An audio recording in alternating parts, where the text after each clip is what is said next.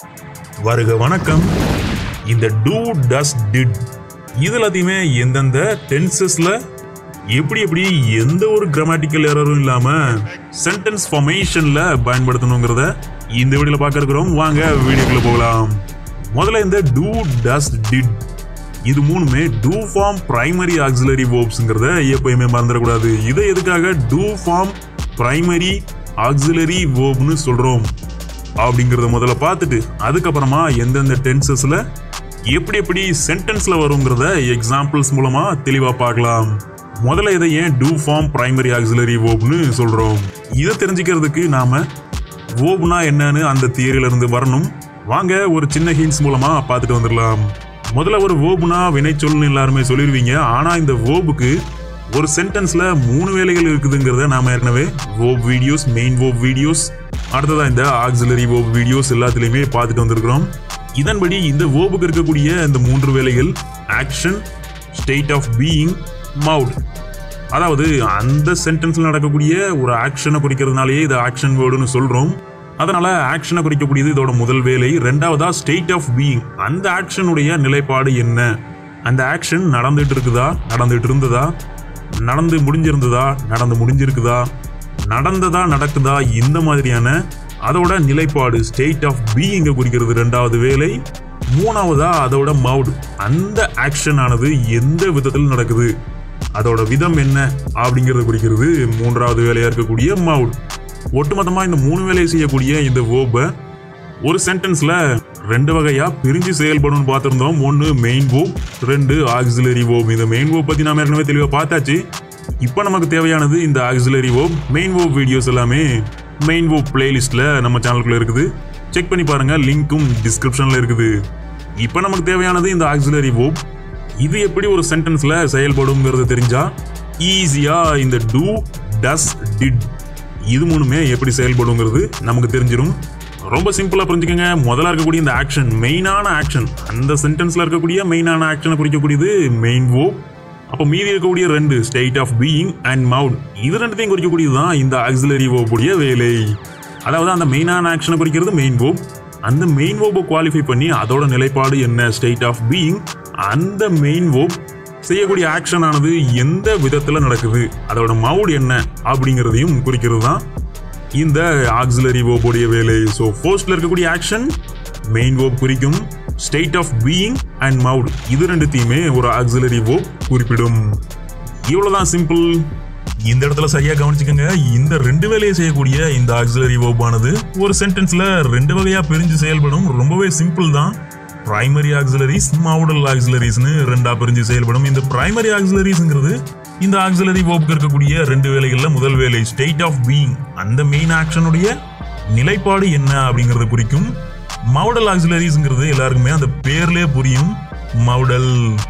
ரொம்பவே சரியா சொல்லிட்டீங்க. ரெண்டாவதா இருக்கக்கூடிய அந்த மவுட், விதம் என்ன அப்படிங்கறது குறிக்கிறது தான் இந்த மவுடல் ஆக்சிலரிஸ். இது எல்லாமே will, would, shall, should, may, might, can, could, மஸ்ட்னு ஸ்கூல்ஸ்ல இருந்தே படிச்சிருப்பீங்க.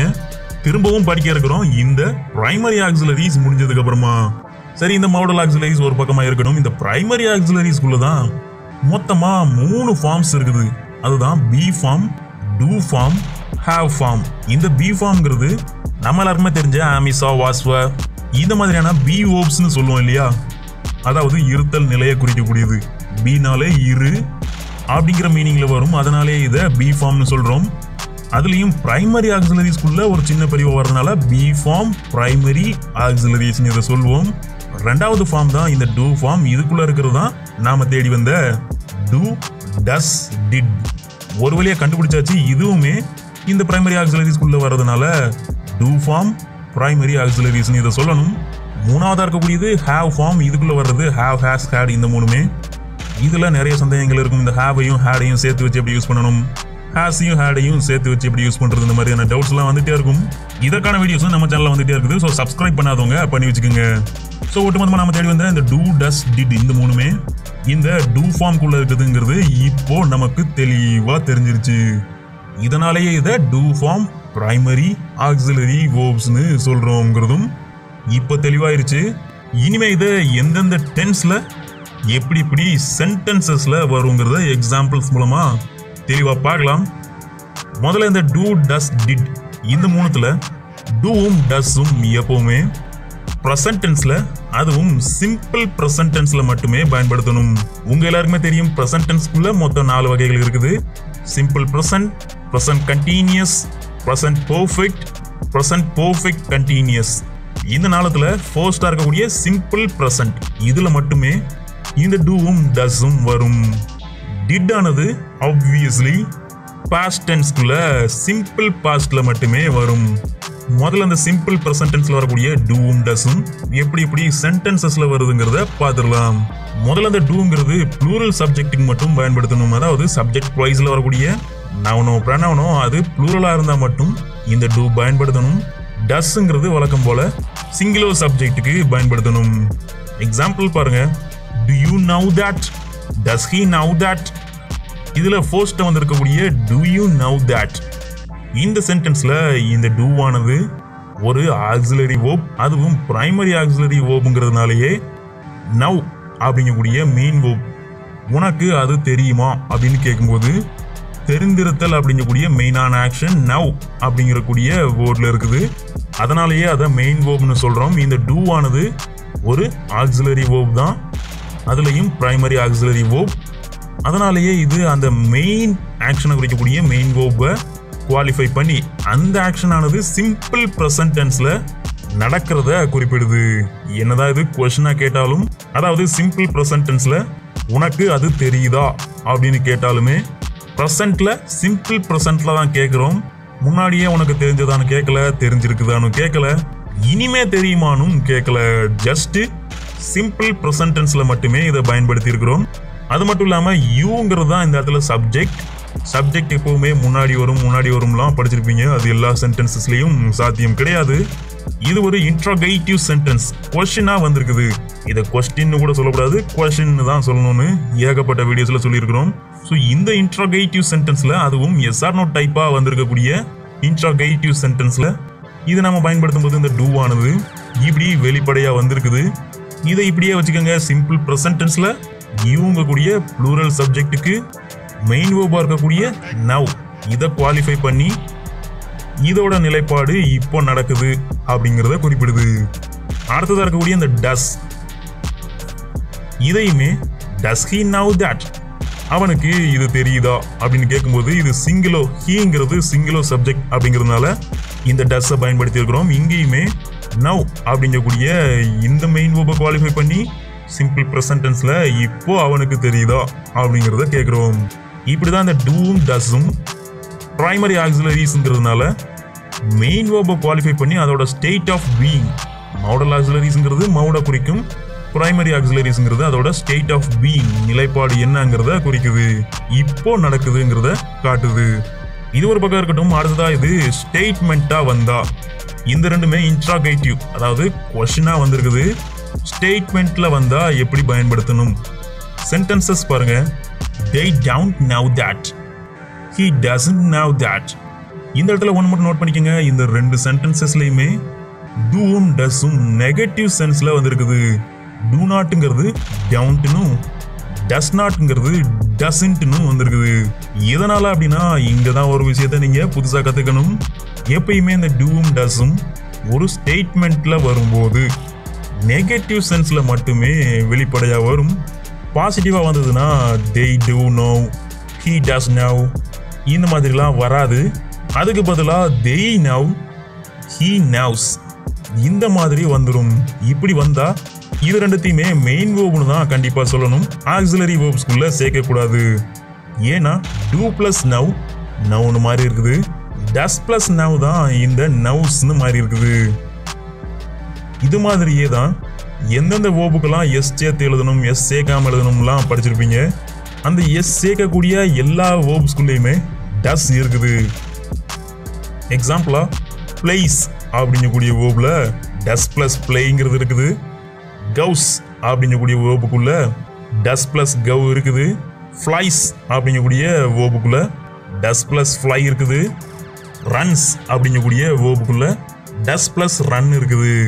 ஒருவேளை இதெல்லாமே பிளே, கவ், ஃப்ளை, ரன்னு வந்தா கூட இதுக்குள்ள do plus play, do plus go, do plus fly, do plus run ஆனது இருக்குதுங்கிறது இன்னைக்கு தெரிஞ்சுக்கங்க. ஆனா இது ரெண்டுமே சேர்த்து வரும்போது சிங்கிள் வேர்டா இந்த மாதிரி they know that, he knows that இப்படி வரும்போது இதை மெயின் வேர்புல தான் எடுத்துக்கணும். இதுக்குள்ள போயிட்டு எஸ் சேர்த்து இருக்கிறதுனால இதுல டஸ் இருக்குது அப்படின்னு ஆக்சிலரி வேர்பா எடுக்கக்கூடாது. ஸோ இந்த இடத்துல வெளிப்படையா வரல, வெளிப்படையா வரவும் வராது. இதை நெகட்டிவா மாற்றும் போது மட்டுமே they know that அவங்களுக்கு அது தெரியுது அப்படின்னு சொல்லும்போது பாசிட்டிவா வருது.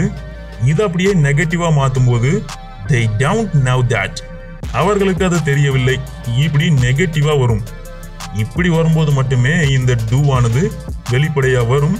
கூடவே இந்த நாட் சேர்த்து do not, ஷார்ட்டா don't இப்படி வரும். இந்த டஸ் ஆனதும் இந்த ஸ்டேட்மெண்ட்டா வரும்போது he knows that அப்படின்னு பாசிட்டிவா வந்ததை நெகட்டிவா மாற்றும் போது he doesn't know that அப்படி வரும்போது does plus not ஆனது doesn't மாறி ஷார்ட்டா வந்துடும்.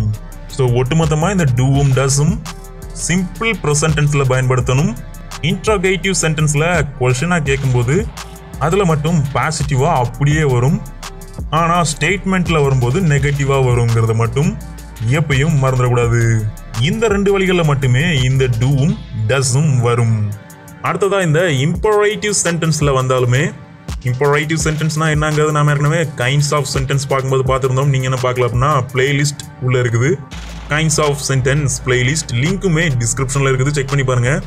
இந்த இம்பரேட்டிவ் அப்படிங்கிறது கட்டளை வாக்கியம் ஏதாவது ஒரு சில கமாண்ட்ஸோ அல்லது ரெக்வெஸ்டோ சொல்லும்போது அதை இம்பரேட்டிவ் சென்டென்ஸ்னு சொல்லுவோம். அங்க இந்த டூ டஸ் ரெண்டுத்துல டூ மட்டுமே பயன்படுத்தணும். அதுவும் நெகட்டிவ் சென்ஸ்ல மட்டுமே வரும். எக்ஸாம்பிள்ஸ் பாருங்க. Don't touch the wire, don't laugh, don't make noise. So இங்கேயுமே இந்த டூ ஆனது நாட்டுங்கிற நெகட்டிவ் சென்ஸோட சேர்ந்து டவுண்ட் அப்படின்னு தான் வந்திருக்குது. ஸோ ஒட்டுமொத்தமாக ஸ்டேட்மெண்ட்டோ இன்ட்ரோகேட்டிவ் சென்டென்ஸோ அல்லது இம்பரேட்டிவ் சென்டென்ஸோ மூணுத்துலேயுமே இந்த டூவும் டஸ்ஸும் சிம்பிள் ப்ரெசன்டென்ஸில் வரும்.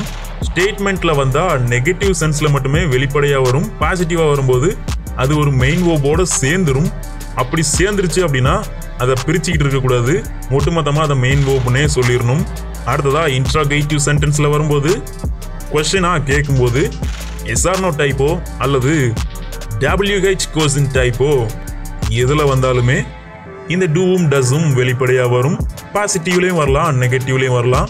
எக்ஸாம்பிளா do you know thatன்னு வரலாம், don't you know thatன்னு வரலாம். உனக்கு தெரியுமா, உனக்கு தெரியாதா, இந்த மாதிரியும் வரலாம். does he play, doesn't he play, அவன் விளையாடுகிறானா, அவன் விளையாடவில்லையா, இந்த மாதிரியும் வரலாம். WHல what do you like to eat, இந்த மாதிரி உங்களுக்கு சாப்பிட என்ன பிடிக்கும் அப்படி கேட்டாலுமே இந்த டூ ஆனது வெளிப்படையா வரும். what don't you like to eatன்னு கேட்கும் போதும் நெகட்டிவ் சென்ஸ்ல உங்களுக்கு சாப்பிட என்ன பிடிக்காது அப்படின்னு வெளிப்படையா நெகட்டிவ் சென்ஸ்லயும் வரும். what does he like to eat, இப்படி பாசிட்டிவ்லையும் கேட்கலாம். what doesn't he like to eat, இப்படி நெகட்டிவ்லையும் யூஸ் பண்ணிக்கலாம். ஒட்டுமொத்தமா இது சிம்பிள் ப்ரெசன்ட் டென்ஸ்ல மட்டுமே வரும். இந்த இம்பரேட்டிவ் சென்டென்ஸ்ல மட்டுமே ஒரு சின்ன விதிமுறை நீங்க தெரிஞ்சுக்கணும். இந்த டஸ் ஆனது வராது, டூ மட்டுமே, அதுவும் நெகட்டிவ் சென்ஸ்ல நாட்டோட சேர்த்து டூ பிளஸ் நாட் டவுன்ட்னு வரும். இது இப்போ உங்களுக்கு கிளியரா இருக்கும். இந்த டூவும் டஸ்ஸும் முடிஞ்சது. அடுத்ததா இந்த டிட் ஆனது எப்படி பாஸ்ட் டென்ஸ்ல, அதுவும் சிம்பிள் பாஸ்ட் டென்ஸ்ல வருதுங்கிறத தெளிவா பார்க்கலாம். எக்ஸாம்பிள்ஸ் பாருங்க. did they see that, what did they see, இந்த ரெண்டுத்துலயுமே இந்த டிட் ஆனது வெளிப்படையா வந்திருக்குது. முதல்ல இருக்கிறது எஸ்ஆர்னோ டைப்புங்கிறது பார்த்த உடனே தெரியுது. did they see that, அவங்க அதை பார்த்தாங்களா அப்படின்னு நாம கொஸ்டினா கேட்கிறோம். ஆம் அல்லது இல்லைங்கிறது தான் ஆன்சரா இருக்கும். ஸோ எஸ்ஆர்னோ டைப்னு சொல்றோம். இந்த இடத்துல டிட் அப்படிங்கக்கூடிய do form primary auxiliary verb ஆனது எந்த மெயின் வேர்பை குவாலிஃபை பண்ணுது, சி அப்படிங்கிறது தான் மெயின் வேர்ப். பார்த்தல் அப்படிங்கக்கூடிய மெயினான ஆக்ஷனை குறிக்கக்கூடியது. இதை குவாலிஃபை பண்ணி இது பாஸ்ட்ல நடந்தது அப்படிங்கறத கொடுக்கறதுக்காக டிட்னு வந்திருக்குது. டூ தே சீன்னு வந்ததுன்னா ப்ரெசன்ட்ல வந்துடும். ஸோ இது பாஸ்ட் அப்படிங்கிறதுனால ஒன்று மட்டும் ஞாபகம் வச்சுக்கோங்க, சிக்கு பாஸ்ட் ஃபார்ம் சா அப்படிங்கிறது எல்லாருக்குமே தெரியும். இந்த சா அப்படிங்கக்கூடிய past form of main verb தான் ரெண்டா பிரிஞ்சு டிட் பிளஸ் சின்னு மாறி இருக்குது. ஸோ ப்ரெசன்ட் ஃபார்ம்ல எப்படி ஒரு மெயின் வேர்ப் ஆனது பிளேங்கிறது டூ பிளஸ் பிளே, பிளேஸ்ங்கிறது டஸ் பிளஸ் பிளேன்னு இருக்குமோ அது மாதிரியே பாஸ்ட் ஃபார்ம்ல இந்த சிங்கிறதுக்கு பாஸ்ட் ஃபார்ம் சா. ஸோ இதை பிரித்தோம் அப்படின்னா டிட் பிளஸ் சின்னு பிரியும். அதனாலேயே இந்த டிட்டை தனியாக எடுத்து இந்த இன்ட்ரோகேட்டிவ் சென்டென்ஸில் எஸ் ஆர் நோ டைப்பில் பயன்படுத்தியிருக்கிறோம். ரெண்டாவது இருக்கக்கூடிய WH டைப்லையும் பாருங்க, வாட் டிட் they see, அவங்க என்ன பார்த்தாங்க அப்படி கேட்கும்போது சாங்கிறது தான் டிட் பிளஸ் சின்னு மாறி இருக்குது. ஸோ இந்த டிட் ஆனது சி அப்படிங்கக்கூடிய மெயின் வேர்பை குவாலிஃபை பண்ணி இந்த ஆக்ஷன் சிம்பிள் பாஸ்ட் டென்ஸில் அப்போ நடந்தது. ஸோ அவங்க என்ன பார்த்தாங்க அப்படிங்கிறத குறிப்பிடுது. அதுலேயும் தேய்ங்கிறது ப்ளூரல்.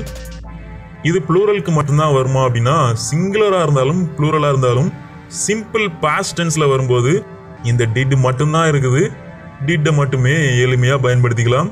டூக்கு சிங்குலர் டஸ்ன்னு இருந்த மாதிரி டிட்டுக்கு சிங்குலர் டிட்ஸ்லாம் கிடையாது. ஸோ பாஸ்ட் டென்ஸில் சிம்பிள் பாஸ்ட்டை பொறுத்த வரைக்கும் டிட்டுங்கிறது டிட் தான், டிட் மட்டும்தான் யூஸ் பண்ணணும். இது எப்படி ஸ்டேட்மெண்ட்ல வருங்கிறத இப்போ பார்க்கலாம். இதுவுமே நாம் ஏற்கனவே பார்த்த மாதிரி அந்த சிம்பிள் ப்ரெசன்ட் டென்ஸ்ல டூவும் டஸும் எப்படி நெகட்டிவா வந்தா மட்டும் வெளிப்படையா வந்ததோ அது மாதிரியே இந்த டிட் ஆனதும் சிம்பிள் பாஸ்ட் டென்ஸ்ல நெகட்டிவா வந்தா மட்டுமே வெளிப்படையா வரும். எக்ஸாம்பிள் பாருங்க, they saw a picture, அவர்கள் ஒரு ஓவியத்தை பார்த்தனர். இந்த இடத்துல டிட் பிளஸ் சி தான் சான்னு மாதிரி இருக்குது. நிறைய பேர் ஒரு சில வேலைகள்லாம் பார்ப்பாங்க, சிக்கு பாஸ்ட் ஃபார்ம் சாங்கிறது தெரியலன்னா டிட் பிளஸ் சின்னே எழுதி வச்சிருப்பாங்க. ஆனா அப்படி ஒரு சென்டென்ஸ் இங்கிலீஷ்லயே கிடையாது. அவங்க அப்படி எழுதுனா தப்பானு கூட கேட்கக்கூடாது, அப்படி ஒரு சென்டென்ஸ் இங்கிலீஷ்ல கிடையாதுன்னு சொல்லணும். ஸோ டிட் பிளஸ் சி பாசிட்டிவ்ல எழுதும்போது சான்னு தான் எழுதணும். ஸோ அப்படி நாம எழுதியிருக்கும் போது அதை ரெண்டா பிரிச்சுட்டு இருக்கக்கூடாது, ஒட்டுமொத்தமா அதை மெயின் வேர்ப்னு சொல்லிடணும். இது நெகட்டிவா வந்தா மட்டுமே வெளிப்படையா வரும். பாருங்க, they didn't see a picture, they did not see a picture அப்படிங்கிறது தான் did plus not didn'tனு சுருக்கமா வந்திருக்குது. அவர்கள் ஒரு ஓவியத்தை பார்க்கவில்லை. இப்படி சொல்லும் போதுமே இது அந்த சிங்க கூடிய மெயின் வேர்பை குவாலிஃபை பண்ணி அதுவும் சிம்பிள் பாஸ்ட் டென்ஸ்ல முன்னாடி அவங்க பார்க்கல அப்படிங்கிறத கொடுத்துருக்குது. இவ்வளவுதான் சிம்பிள்.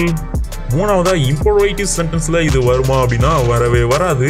இம்பரேட்டிவ்ங்கிறது எப்பவுமே கமாண்ட் ஆர் ரெக்வெஸ்டா தான் வரும். கமாண்டோ ரெக்வெஸ்டோ நாம எப்பவுமே சிம்பிளா ப்ரெசன்ட் டென்ஸ்ல தான் பயன்படுத்துவோம். டவுன்ட் டச் த வயர், வயரை தொடாத, டவுன்ட் மேக் நாய்ஸ், சத்தம் போடாதே, இந்த மாதிரி சிம்பிள் ப்ரெசன்ட் டென்ஸ்ல மட்டுமே பயன்படுத்துவோம். பாஸ்ட் டென்ஸ்லலாம் didn't touch the wire, didn't make நாய்ஸ்லாம் பயன்படுத்த மாட்டோம். அதனால இந்த டிட் ஆனது ரொம்பவே ஈஸி.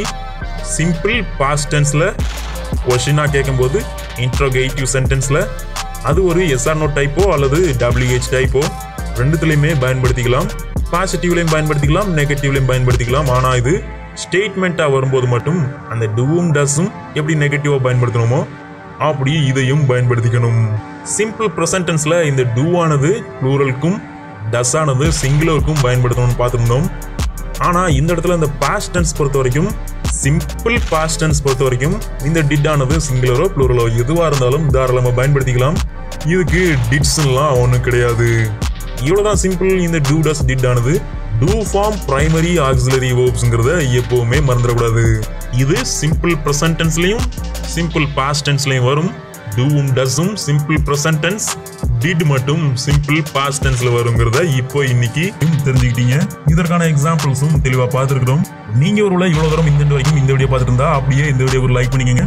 மறந்துடாம தொடர்ந்து வரக்கூடிய ஹேவ் ஃபார்ம் அந்த ஹேவ் யூ ஹேடையும் சேர்த்து வச்சு ஹேஸையும் ஹேடையும் சேர்த்து வச்சு எப்படி யூஸ் பண்றதுங்கிறதையும், அடுத்து வரக்கூடிய model ஆக்சிலரிஸ், 12 tenses videos, active voice, passive voice, simple compound complex, இந்த மாதிரியான ரொம்பவே முக்கியமான வீடியோஸ் எல்லாத்தையுமே முழுமையாக பயன்படுத்திக்க உடனே நம்ம சேனல் கிரவு இன்டெலெக்ட் சேனலை சப்ஸ்கிரைப் பண்ணிட்டு மறந்துடாம பக்கத்தில் கிடைக்கிற பெல் ஐக்கானை கிளிக் பண்ணி ஆளுங்கிறதையும் கொடுத்து வைங்க. மறந்துடாம பெல் ஐக்கானை கிளிக் பண்ணி ஆளுங்கிற ஆப்ஷனையும் கொடுத்து வச்சிருங்க. நோட்டிஃபிகேஷன்ஸ் வர்றதுக்கு கொஞ்சம் எளிமையா இருக்கும். தொடர்ந்து இணைந்திருங்க நம்ம சேனல் கிரவு இன்டெலெக்ட்.